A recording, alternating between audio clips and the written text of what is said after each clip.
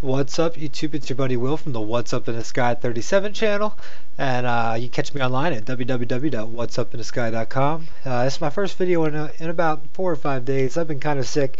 I tell you what, the antibiotics that I took to actually take care of my sickness made me more sick than than anything else. But anyway, I'm back. I've got one of the most beautiful pictures that have ever come out from the high-res Mars orbiter out there. A lot of speculation on this. What NASA claims here is there's a lot of people that say this stuff is vegetation, and there's a lot of people that say, well, here's what NASA says. Let's go see what NASA says. There's a vast region of sand dunes at the high northern latitudes on Mars, and in the winter a layer of carbon dioxide ice covers the dunes, and in the spring, as the sun warms the ice, it evaporates. This very active process, and the sand dislodged from the crest of the dune cascades down, forming the dark streaks. Alright. In the subimage, falling material has kicked up a small cloud of dust, and the color of the ice surrounding adjacent streak materials. The dust has settled on the ice at the bottom of a similar vent. Okay, so I guess what they're saying here is this is caused by ice that's formed, and very dark ice from, I guess, the sand. And a lot of people say this is vegetation or some sort of vegetation, and you can tell because it's growing at the bottom, and especially if there's ice in this area too in the spring when it melts. Why wouldn't there be vegetation that could grow from it? It makes sense that if life evolved here where there's water or things like water. So this is the one image they put out. It's taking from an image that's right here. Let me show you the images that I've got. I got a huge one. This one right here is the JP2, and this is only if you've got a Mac. If you've got an Apple, they can handle this. I say get it. I'm on a 27-inch iMac. Go ahead and download it. If not, just get one of the JPEGs. They still look great, and you can't tell. But I got these JP2s. I've got the merged RGP one. Like I said, it's almost it's about 1/3 of a gigabyte, so it's a little bit big. The other ones are a little bit smaller. I downloaded all of them. The grayscale ones help, but the color ones are just cool. So now, if what they're saying is true, let's define where the tops of these are. So I would think, just by looking at this, that the top, this would be a dune. You know what, let's go to the big one. We've got such good resolution out of here. Let's see, and let's find out where we've got a lot of them that stick out. See that this actually, you got the black and white strips over here, but the color is here. And see, even it takes my computer a little bit of time to get this in focus. And if I'm not, it's such a great resolution. If I'm really not gentle with my pad here, my trackpad, it does that. It just comes all out. So let's say what we can say is a dune. I would think that just by looking at this, where these gullies would be the lower lands, and up here would be a dune. This would be a dune. This would be a dune. This would be a dune. Let's see. This would be a dune right here, and even you can see the sand. This one's a little bit more. You can see the sand coming down. And if you disagree with me on that, comment down below. It's like I said, I don't come here and claim to be a scientist to make this fact.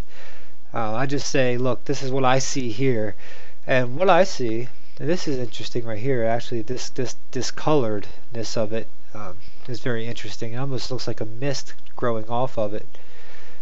This looks like the area they used for it. So they're saying that obviously this is the dune, and they're saying that the ice was up here and it fell down, and as it fell down it made these canyons, which to me already seems weird, because some of them start out fat, they get skinny, and if the ice was melting, I guess how would it fatten back out here at the bottom and then come down? And let's get it really close to this. Oh, look at this resolution. This is amazing.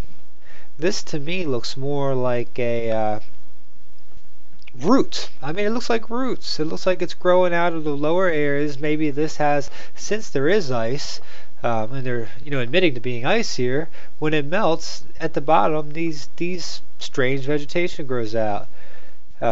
Here, it's in that they're like, it comes together like this. It's dark in here if you guys can still see me. Here's another one. It comes up and it grows up, and at the top it kind of trees off. So do we have trees here? Do we have vegetation? This is a great example of it.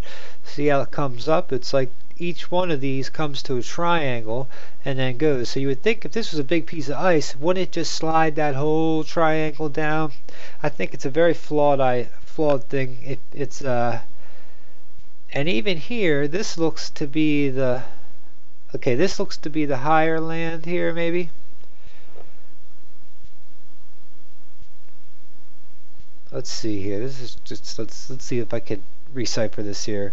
So say this white area was ice or water, and this was at the top of the dune.